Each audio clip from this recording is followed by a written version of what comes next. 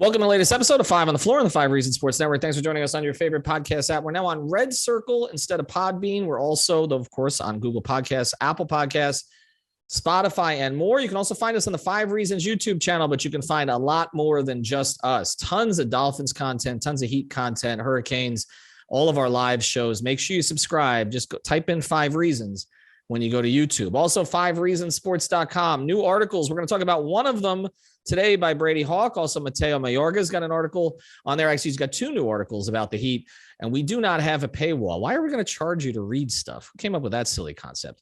Also, check out the great sponsors of the 5 Reasons Sports Network. That includes mobile CRM and staffing services. It's mobile CRM and staffing services. That's our guy, Nelson, a big fan of the podcast here. Great guy, and he can get you the CRM equipment on a short and long-term basis that you need. They rent that equipment to hospitals, surgery centers, chiropractic offices, and pain management offices. They also got cadaver lab courses. So they service office-based procedures, pain management offices, chiropractic offices, cadaver courses. They rent out the CRM equipment to an office. They also send out an X-ray technologist to run the machine. So reach out to Nelson. Here's his number, 561-891-9620. I'll go slower this time, 561-891-9620. And again, it's www.c for car-armandstaffing.com. That's c-armandstaffing.com. Fill out the form. Nelson will get right back to you. And now, today's episode. Down the bitch gang. Yeah. 5 on the floor. Ride for my dogs. Where here's the thing. You can check the score. Hustle hard, couple scars, wearing bubble frogs. Just like Butler said, you in trouble, y'all. Kept the floor playing, got it all banned. Y'all seen the block, stop with one hand. And Pat we trust, it's power, have the guts. We're here to bring the heat, y'all can hang it up. Welcome to 5 on the Floor, a daily insider show on the Miami Heat and the NBA, featuring Ethan Skolnick, Greg Sylvander, and Alex Toledo, plus others from the 5 Reasons Sports Network. All right, Ethan Skolnick back on 5 on the Floor. We got 3 people here today. All of us were there in Section 106 last night watching the Heat win, and even their record at 7-7. Jimmy Butler with the late block on Devin Booker. They come back from, 13 down late in the fourth quarter. And one of those wins that you could feel in the locker room a little last night. I did get a chance to go in the locker room, and you just felt like relief. And I'm not saying that they think they're done, that getting to 500 when you were a shot away from the NBA Finals was the goal this year, but you have to get there to get anywhere else, okay? And they've got a pretty difficult slate with some challenging road games coming up. It's a little easier on the front end than it's going to be on the back end of the next 10 games. You didn't want to go into that 6-8. You obviously got taken overtime by Charlotte 3 games ago. That didn't look so great. Then you play a much better game against Charlotte after that. And then a Suns team without Chris Paul, which obviously is a big deal, without Cam Johnson, but a Suns team that still knows their system. They were running their system well against Miami last night. It looked like the Heat were going to lose that game. The Heat gave up 20 offensive rebounds. They did benefit from giving up only 4 free throws. Monty Williams was not happy about that. But we're actually going to talk about what played into that. So this is an episode you won't hear anywhere else. I promise you that. We're going to get into the Heat's defensive system. And so the floor plan tonight, again, I got Brady Hawk and I've got Alex Toledo. And I'm going to start here with what I was talking to Gabe Vincent about and Caleb Martin about in the locker room.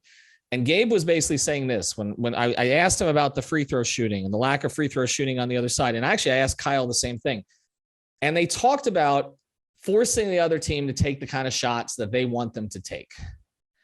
And what Gabe told me was, he says, just watch the tape on Cameron Payne, who was filling in last night for Chris Paul. Just watch the tape on that, because that's the way we want to play defense. Brady, I brought this information to you. You looked at the tape on this, not just from this game, but now looking back in it from the past couple of games. How are they trying to play defense? Yeah, so I'll start by saying that this usually feels like a zone philosophy that you try to get the ball in the middle of the floor and force push shots. This is basically the entire theme here, is getting into the middle of the floor and throwing those one-handed floater push shot types. And it's funny because you brought up Gabe, and it was something I asked him about after the Hornets game, where I was asking him about the zone. And he was kind of just bringing up that it was just teams can't figure it out, and that's the reason they like it. And when I brought up those push shots, he was basically saying that's the stat guys upstairs. Like that was what he said, like quote unquote, like the stat guys tell you that that's the shot you want. He's like, it's a win for our defense and it's a loss for their offense. Like they make it or not. But the thing is, it's not a zone philosophy. Like what they're doing now and they're showing is that even in their man concepts, they want you to get to those spots on the floor. When it's Devin Booker, they're not doing that. When it's Devin Booker, they're staying on you. They're switching. They're going to go under the screen. They're going to go over the screen.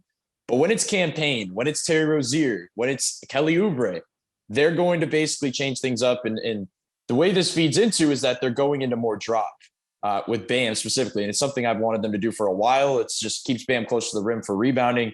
Just because Bam is amazing at guarding opposing teams' point guards and shooting guards does not mean he what makes him truly elite is that he can do that while also being elite in drop, while also being elite in zone, while also being elite showing and recovery.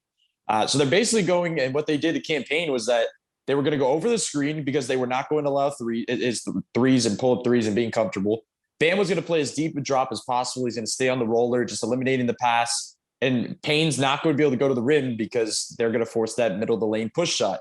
It was funny because a little bit later in the game, about like 3 minutes left, Payne tried to get all the way to the rim. And Caleb and Bam both got a block a piece. Like they both got a piece of it and knocked out of bounds. Like that shows you what they're trying to get to. And Payne was just really inefficient. So it's funny because at the time we're like, okay, we're so focused on the fact that Kyle on Ayton happens from time to time where Ayton gets an easy bucket like early in the game. But it's such a minor part of what's actually happening defensively. Like the fact that we're seeing that, but we're also seeing zone, we're also seeing drop. Like the fact that they're actually mixing it up now, it feels like they're finally getting to like what they want to get to, I guess, in their base in general. So I think these last 3 games, this is a 3-game win streak, but the last 3 games, it's really picked up. We've seen it a couple times. And we kept talking about the zone like it was a personnel thing, which I still think it is. Like they're playing more zone because they don't have the bigger guys and they can't guard straight up at times off switches. But I think part of the reason we've seen so much zone to begin the season is because it was kind of the team adjusting to this new play style of the middle of the floor shots. Because the last thing I'll add in is that usually when you like learn to play zone, they always say like flash middle. And if you flash middle, you pretty much break the zone. But the thing about the Heat zone compared to like others, like high school travel, anything you've ever played is that like when the guy gets the ball in the middle floor, usually the zone pinches in and they like go to the ball and then it sprays out to the corners and the wings. And then all of a sudden threes are flying. This Heat team doesn't pinch in. Like they're saying, okay, you have the ball wide open in the middle of the floor, make a play. Like you're going to have to make the play one-on-one. We have Bam Adebayo, arguably the best defender in the league, sitting right there. Try to make a tough push shot. If you hit it, and if you hit it consistently and win the game, then you take the win in the regular season because it's not going to happen often. All right, there's a lot to get into there, Alex. Okay, so let's start with this because when you talk about teams and the zone and how you attack the zone, typically I get this vision of Al Horford sitting right in front of the free throw line, right? Like just picking the Heat apart, right? Because that's what can happen in those situations. Yep. But the adjustment that has been made, and Brady hit on it, this is a marriage between analytics and strategy. Those things don't always play together. The coach doesn't always embrace those two things. But it's basically using the numbers, which essentially, I guess, at this point, I would have to assume are telling Erik Spoelstra and the rest of his staff, because he does work with analytics, but he's not a slave to analytics. I've had many conversations with Spo about this. The one thing that Spo always told me, he says, if I was a slave to analytics, Udonis Haslem would not have played in that playoff series against the Pacers when he shot 8 of 9 twice. Okay, because all the analytics were telling me not to play UD there. Dwayne and LeBron wouldn't even have played together at all in the 2014 and 2013 postseasons because all of the numbers showed that they were better with one of them off the floor, okay, that they were not good together, mostly because Dwayne had broken down at that stage, okay, and they were tripping over each other. But this does appear to be a situation where they've looked at the analytics, and in addition to their personnel, it's telling them, okay, we don't want to give up a bunch of threes, okay? We don't want to give up a bunch of stuff at the rim, okay, which is kind of the Milwaukee philosophy, right? We talk about that a lot. We don't want to give up a lot of stuff at the rim.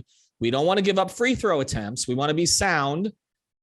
So you want to take that floater, but we're going to make sure that the floater is being taken by guys we want taking it. We don't want Devin, as Brady just says, we don't want Devin Booker taking it. We want Payne taking it. Does this make sense with their personnel as it is? Absolutely. And I've just loved to see the stuff that Spo has already adjusted with. And, you know, Brady got into all of it there. And it's kind of rare, not that Spo doesn't adjust, because we've seen him adjust his game plan throughout these seasons, even in the Jimmy era. But the thing is that they've gotten into that early turmoil. They were 4-7. All of a sudden, 3 games later, things don't feel as bad. And I just think it's because Spo was more willing to mess around and kind of shift away from what their base has been the past, I don't know, 2 seasons or so. I mean, because they've kind of been switching since the beginning of the 2020, 2021 season. I'm getting my years confused because of the bubble stuff, but they were also switching in the bubble.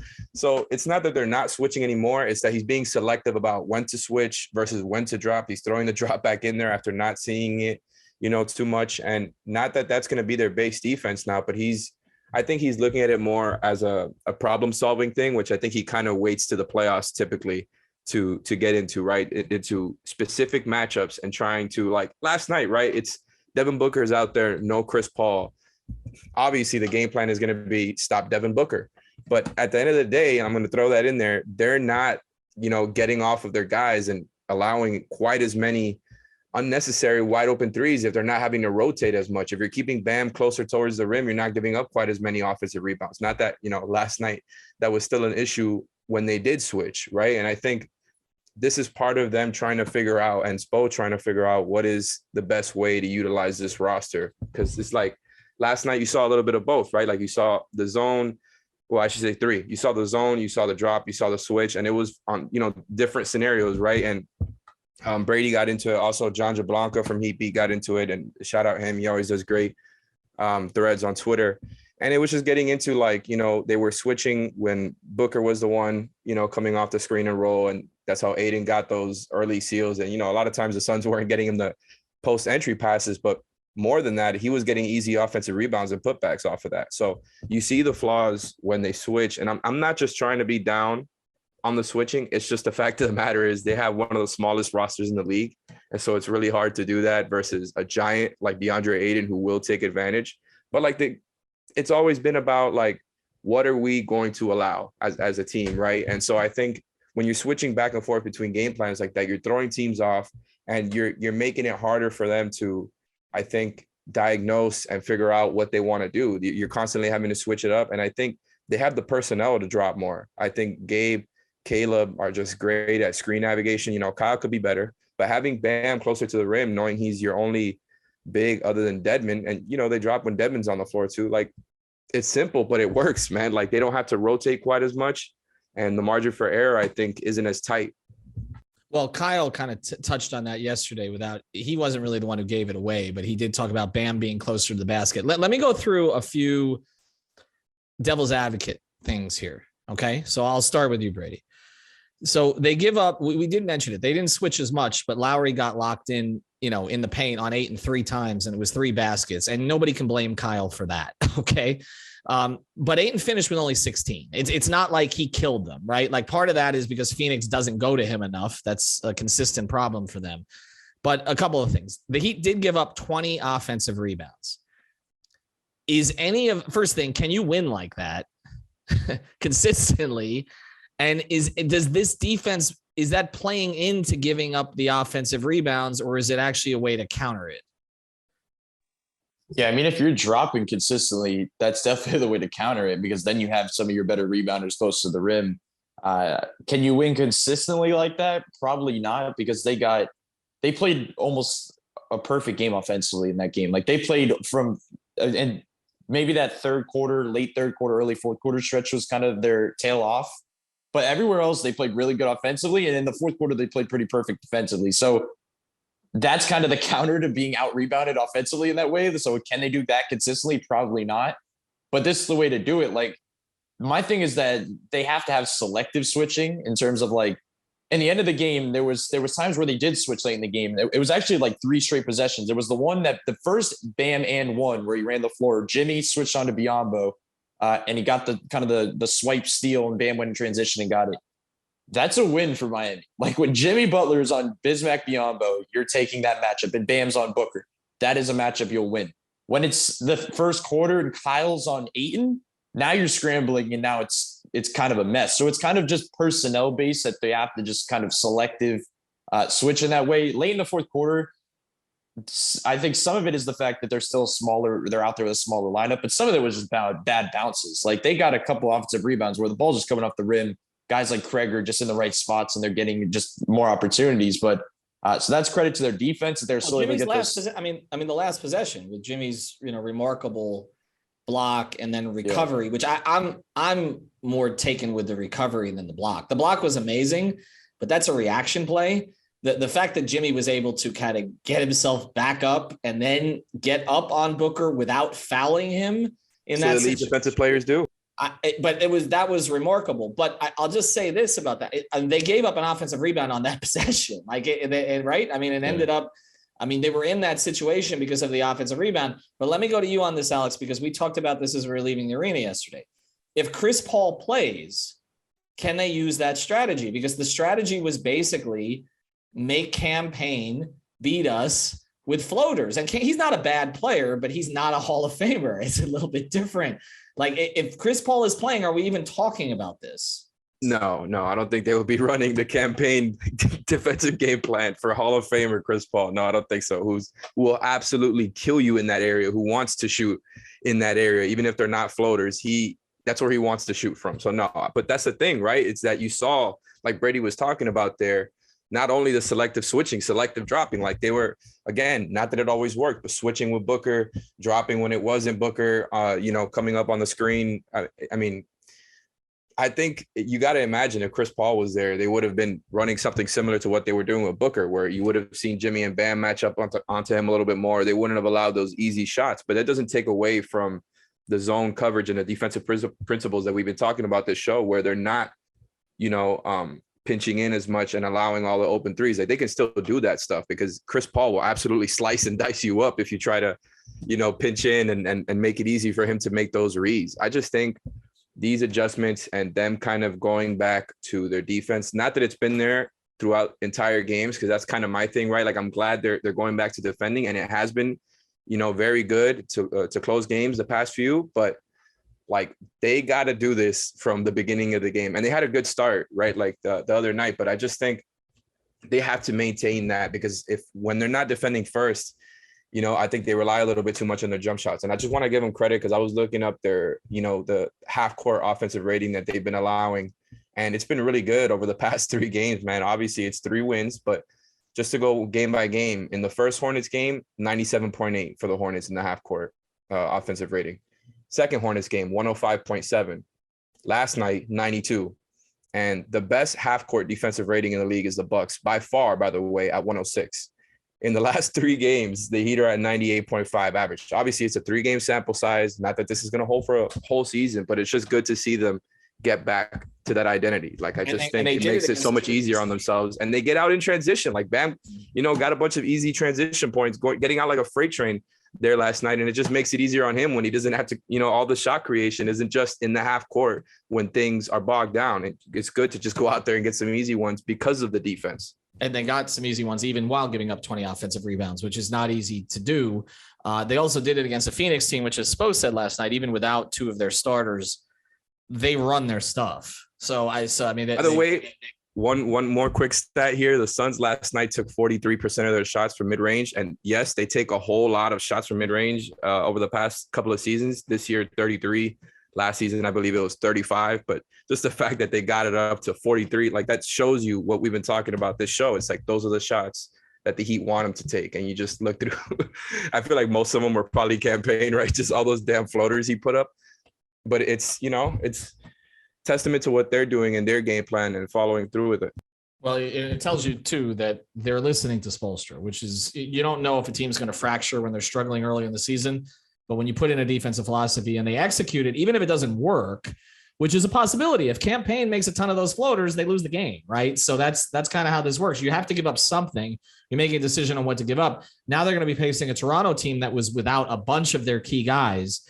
And so we'll talk a little bit when we come back, like how this works against some of the teams they're going to see here. Toronto, Washington, some of the teams that they're going to see on the trip. Before we do, I want to tell you about a couple sponsors of the 5 Reasons Sports Network. Our fantasy sponsor, I don't know if you wanted to play campaign last night or not. You couldn't play Dwayne Washington Jr., although you would have won if you could have gone over. But use the code 5, FIVE, at Prize Picks. You get your initial deposit matched up to $100. This is free money. There's no rollovers. It's legal. This isn't offshore. This is legal in the state of Florida. Prize Picks, download it from Google Play Store, Apple App Store. Go to prizepicks.com. Make sure you use that code FIVE.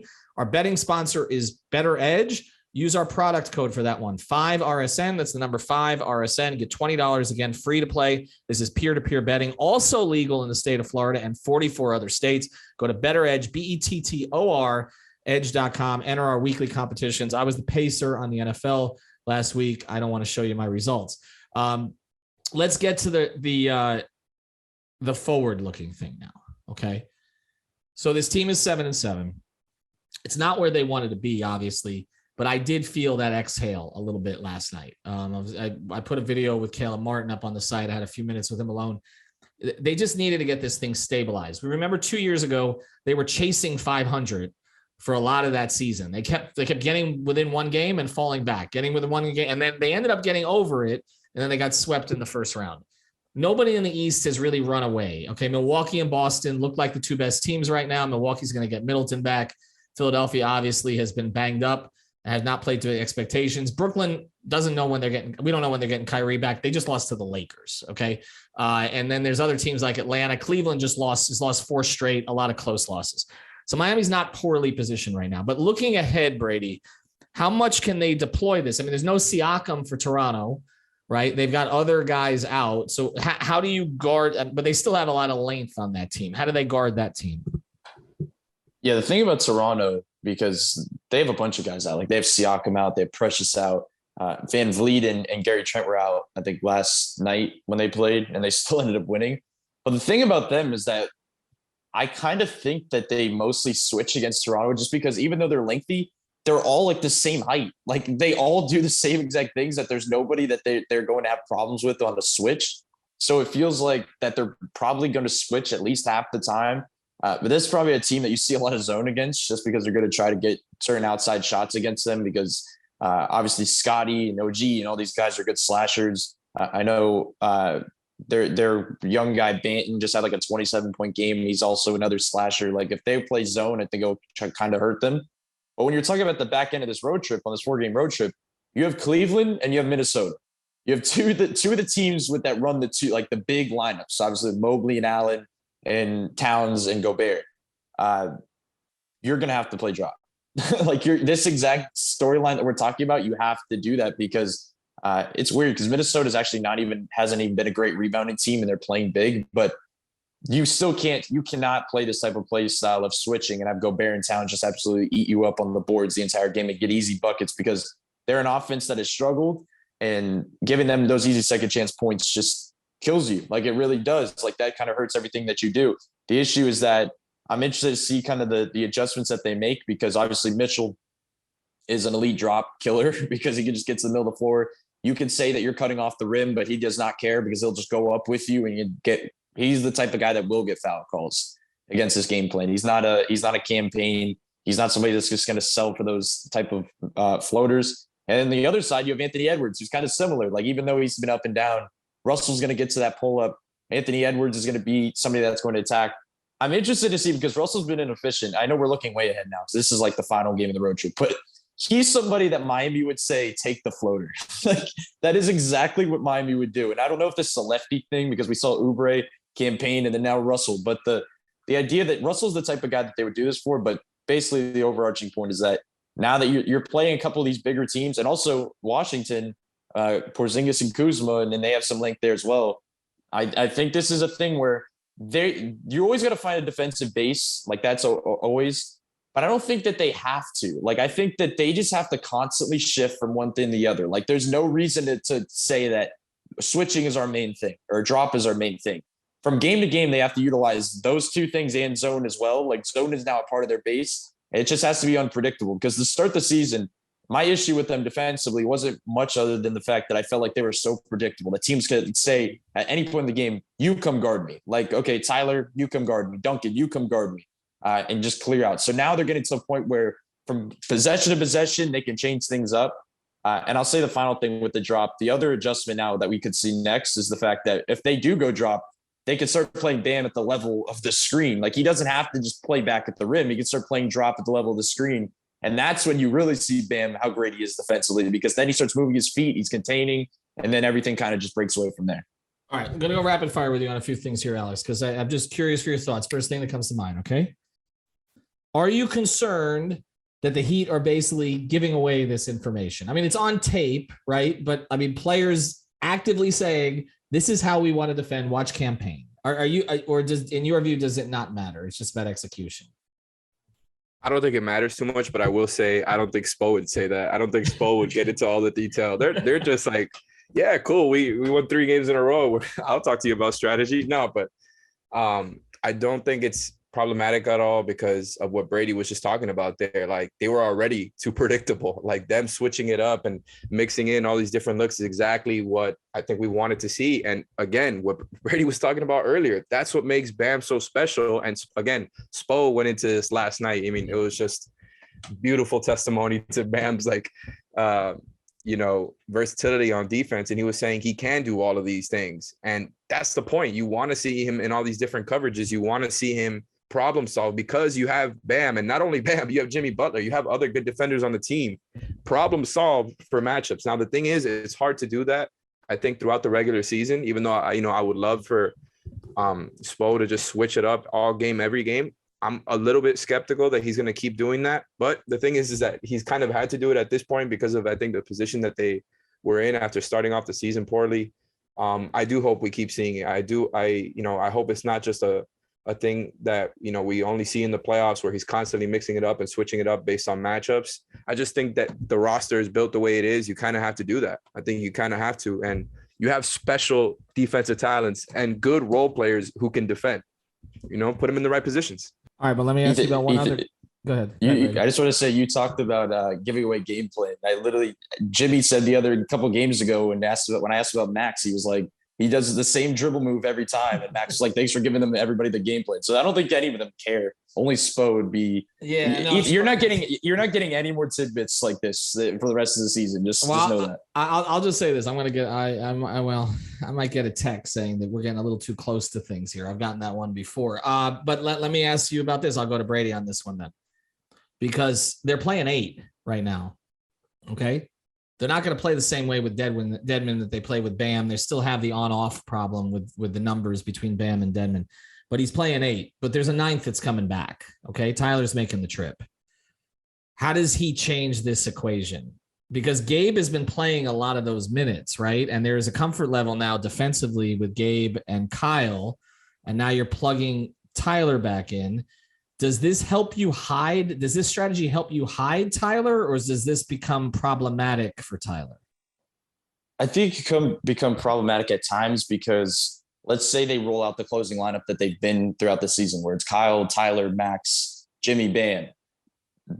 It's harder to just ask those 3 guys to navigate screens and drop at the end of a game consistently because as we saw last few games with Tyler being out, Gabe or Caleb has been that guy at the end of the game. We've seen Gabe close every game, but last night was Caleb, and he was doing the thing where it's kind of navigating screens. So it makes it a little bit tougher. Obviously, you have to now pinch in probably a little bit more than you used to. Like, there's different ways you have to go about it, but they have to guard up. Maybe they start going under on screens a little bit more so he's not constantly chasing, but it definitely does change things. That's why it's interesting, because now you're adding different type of defenders to the mold, where right now they got consistent with the same 8 that they know who they have. So I'm interested to actually see that, because maybe the only other thing I could say is, which I don't see happening because I see all these guys closing. Does Gabe or Caleb have a chance of closing even when they have this usual closing lineup back? See, that's the more interesting conversation to me than the one that I know Heat fans want to have, which is the idea of whether Tyler should still start over Strus, which I know is where this is going. Like, if Tyler doesn't play in the next game and they win again and they go to 4-0 with Max starting over Tyler, I know where this is going. But to me, the closing thing is more interesting, because you can tell that Spo is comfortable with Gabe on the floor at the end of games and Caleb on the floor at the end of games, but you don't have the shot creation that you have with Tyler. But they came back from a 13-point deficit last night without that shot creation. largely because Bam elevated in those situations and everybody fed off of him. So, that's the thing. I'm looking at Alex's text here on the chat. So basically, well, we'll get to that another time. But let's ask this question. I'll let you close on this. Okay. The Tyler conversation that we're about to have, I think, on one of these podcasts when he comes back, is it a bigger issue if they're going to play this kind of defense for him to close, or is it a bigger issue because of the spacing stuff and everything else that we've seen now for him to start?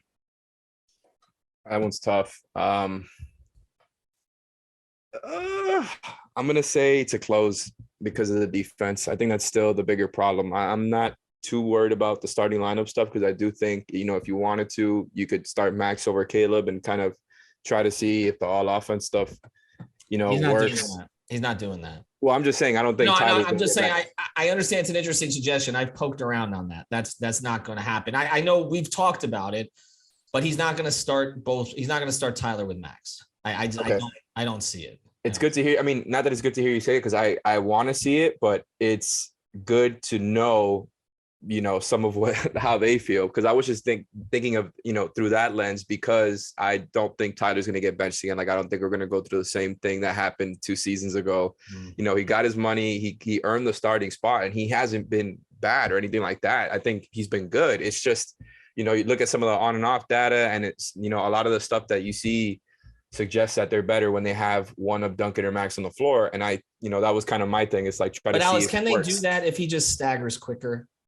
In other words, if he makes his sub at 6 minutes into the game, okay. Yeah, I think the rotations are way more important than the starting lineup, and just figuring out your rotations, what lineups you want to go to. I think that's way more important than who starts. The closing thing is still up in the air because you just got to see what it looks like when he comes back. Like, it's, again, I'm not going to say that they're better without Tyler or anything like that, but obviously they've won the last 3 games without him. They've got a little groove here. So I'm interested to see what the offense looks like and the defense looks like when he comes back. Like, I think it'll still be a similar game plan. Tyler is good at knowing where to be. Let's see how effective it is. I do think everything that we talked about today, though, is going to help him out, though, because, like we talked about, if they're not going to be as predictable, then they can't easily hunt Tyler as much. And I think like having Bam closer to the rim is going to help Tyler too. I think Tyler can navigate screens, not that he's elite at it or anything like that, but I think he is capable of doing that, a handful of times a game, other than just, switching. They're still going to be switching plenty, but I do think, them just mixing it up is going to make it easier on not only the team, but Tyler too. So we'll see, because I don't think he gets benched again. I think you're right about that. I think the optics of benching him are bad, regardless of him already having gotten the money. I'll say this: when you talk to high-level Heat officials, they will always tell you that what matters is that Spo has at least 5 guys to 7 guys he can close with. That is the objective of their moves. It is to give him basically 7 options at the end of games to close. It's not about giving him 7 options to start. They care about the finishing of the game. And I also can tell you that they know they need one more 4, okay, as an option to close games. They're only going to go get a guy if he can close, okay? It doesn't have to be all the time, but we saw Jay Crowder close. We saw PJ Tucker close. It has to be a guy who can close. They're not going to go through a Trevor Ariza situation again where it's a guy who can't close. They will not give up an asset for that. But we already know they're not going to close with Duncan. Okay, we've seen that. That's not going to happen consistently. So I still think we're headed towards a move for a 4 at some point who could be added to the closing rotation. But I do think it's important that we've seen these minutes from Caleb and Gabe so that it's clear. And we know that Spo trusts Max late. So they've got basically 7 guys that they can close with right now if you throw Tyler into the mix. I just don't know that it's going to be guaranteed that Tyler's always going to close. I think it's guaranteed that Tyler's going to start. That's the status symbol that he wanted. That's the one that, as you said, Alex, I think he earned.